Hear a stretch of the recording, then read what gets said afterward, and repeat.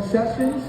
So for our next session, I'm going to introduce our panel. I think you've heard the name a lot this morning, so I want to make sure that you guys can now match your name with a face, which I'm sure you can. So Shalane Garcia from the Office of Youth Justice is going to introduce our next panel. Shalane's title is Statewide Race and Equity Coordinator, so it makes sense that we're doing a Healing and Equity Conference. So Shalane, please come up and introduce the next panel. That's the right there.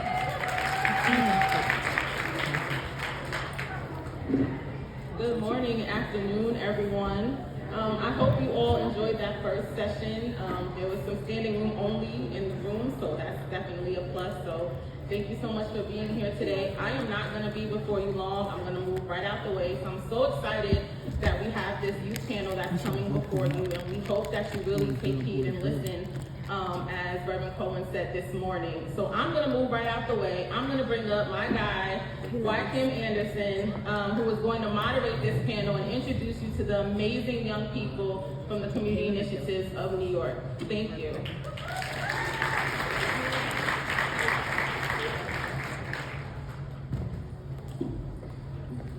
Good morning, everyone. Good morning. First off, I would like to thank DCJS. I would like to also thank the Office of OYJ. I would also like to thank Trista and Shalane for giving me this opportunity to be a part of this amazing panel with these amazing young people. So what we're going to do is we're going to get right into it. My name is Joaquin Anderson. Like she said, I'm the program manager for Poughkeepsie Snug. I'm also a Snug step trainer. Thank you. We're going to get right into it. We're going to introduce the young people from T.A.G. Woo!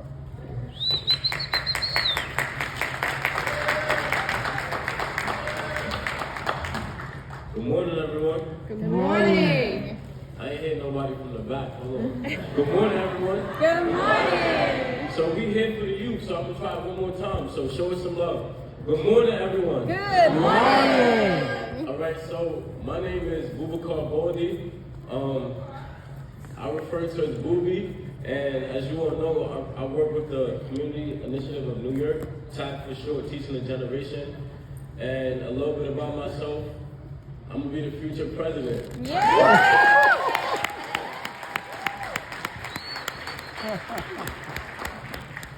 Hi guys, how are you? Hope everybody's having an amazing day, morning. My name is Kyla. I'm one of the Senior T.A.G ambassadors representing TAG today, Teaching the Generation, standing for Teams Against Guns as well too.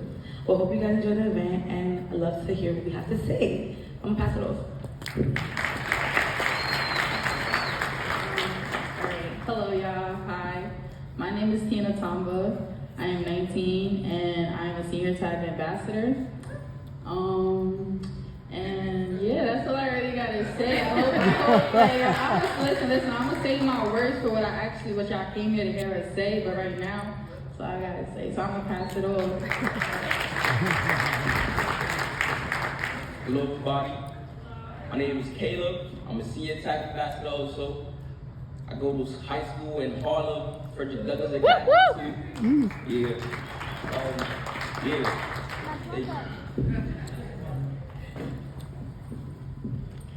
Hi, good morning, everybody. My name is Amy Guzman. I'm 18. Oh, I'm lying. I'm sorry, guys. I'm getting adjusted to the age because it was last week. So I'm 19 years old.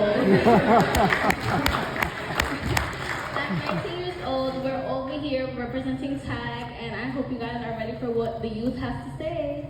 Yes. Thank you. The title of this panel session is Youth on the Move. We're going to start with you, Booby. What does that mean to you? Interesting. Youth on the move, right? Yes.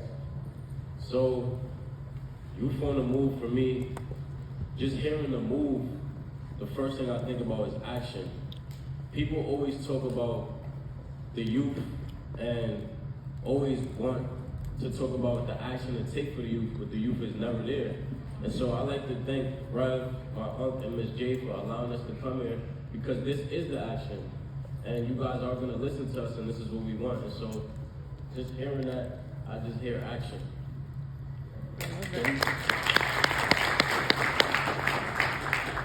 When I hear youth on the move, it really makes me think about youth being able to have a voice to just speak and be comfortable in their own light.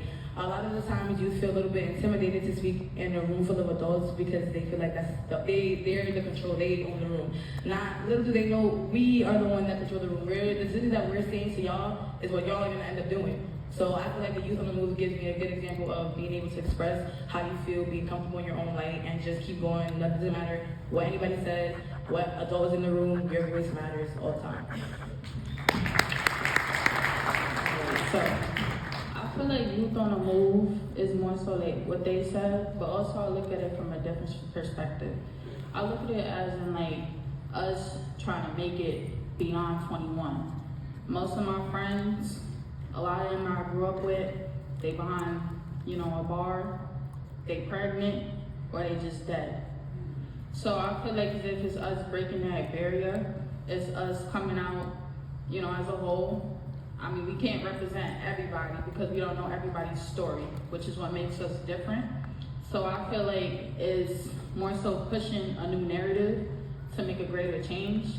And I can't say it's generational because some generations, they do break that. It's more so what we've been used to, experiencing within our communities.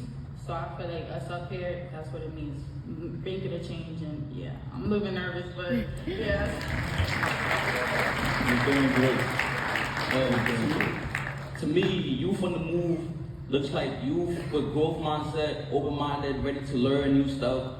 Also, get granted the opportunity to sit at tables, like going to council meetings, DA meetings with the mayor, which is really not common most of the time, but we actually get to experience stuff like that. So that's what Youth on the Move looks like to me.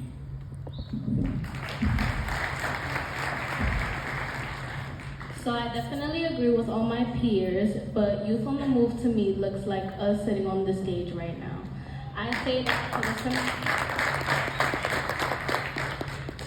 for the simple fact, as Caleb said, we go to the DA council meetings, we go to the community board meetings, but we don't do this just because our executive directors tell us, oh, so you guys have to go here today. That's not what it does. We go there because we want to hear what the community has to say. Because yes, it is involved with the youth, but when we hear our elders and what our community needs from us, that's the impactful moment. Because they're not hearing us because we're not hearing them. So it just takes a simple fact of being able to hear our community and our community being able to hear us to make a to make up our common goal. Because without the common goal, then what are we really doing?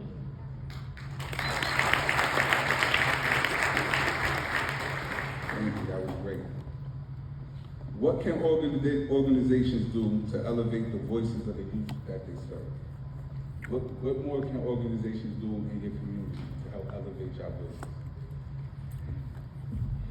What other organizations can do to help elevate our voices is honestly do what TCI1Y does and put us at the tables where we need to be. Be at the tables with the decision makers, not shy away from them. If I'm gonna be honest, before I started this program, I was a troubled teen myself. If we're not gonna get into the story because we're gonna be here all day, but I definitely don't come from a silver platter. I don't come from the white picket fence with a picture perfect family at all. So being able to be put at the table where these are the people who are determining my future. These are the people who say they know what we need, but don't know anything in reality. Like as Ref said before, he was saying, oh, well, we say when I was a kid, I know because when I was a kid, but you aren't a kid. You're not a kid. We're a whole different generation, and like Ref said, we've been put through obstacles that no other generation has ever been put past. Yes, COVID impacted us, but we were already a hurting community. We were already damaged. What did COVID do? If anything, we should be grateful for COVID. All COVID did was accentuate and put out those silent voices of the youth.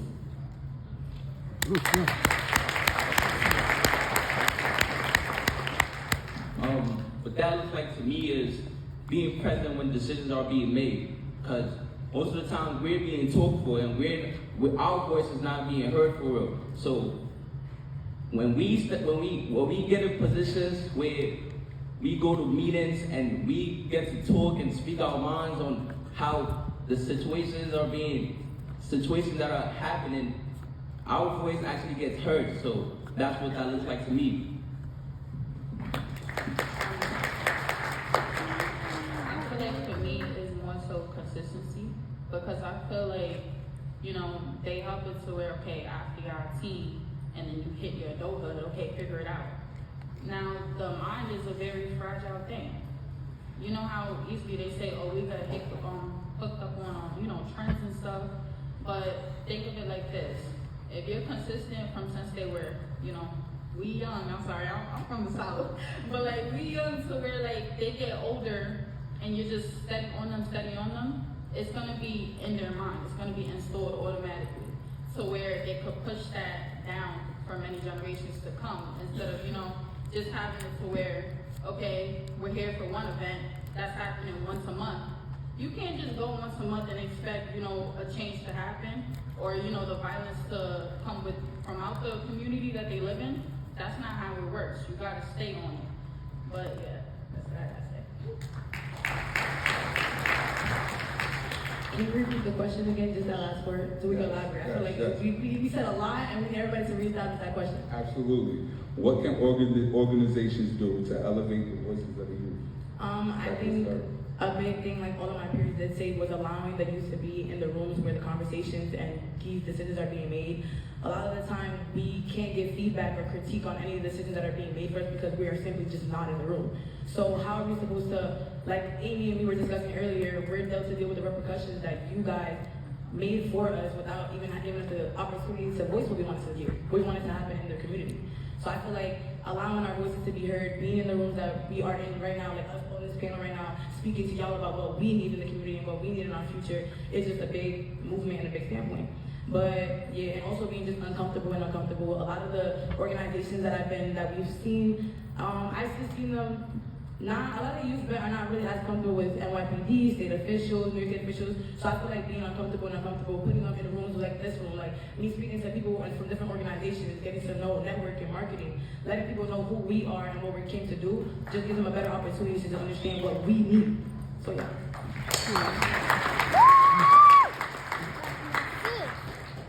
So very interesting key points like my peers had noted. But I like to add on, well, firstly I have to say Ms. Jane and Rep does an amazing job of keeping it right. There's many organizations that may sell a dream, say we're gonna do this, we're gonna do that. Ever since I've been with TAG, every single thing that Ms. Janet and Rep said has happened. And so having a